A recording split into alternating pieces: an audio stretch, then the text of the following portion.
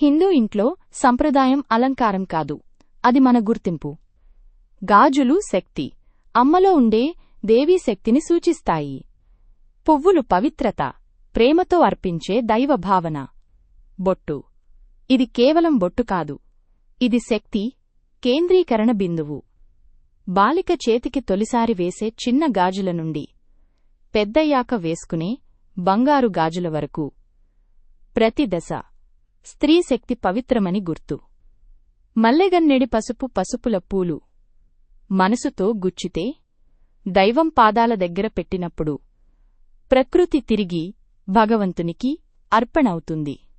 నుదిటిమీద పెట్టే ఎర్రబొట్టు అవగాహన, గౌరవం, కేంద్రీకరణ.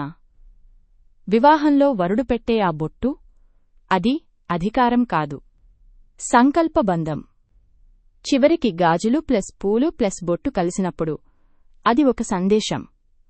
సంప్రదాయం పాతది కాదు, సంప్రదాయం విలువలను కాపాడుతుంది, మన పరిచయాన్ని నిలుపుతుంది. మోరల్: సంప్రదాయాన్ని గౌరవించండి, అది మనల్ని బంధించదు, మన విలువలను రక్షిస్తుంది.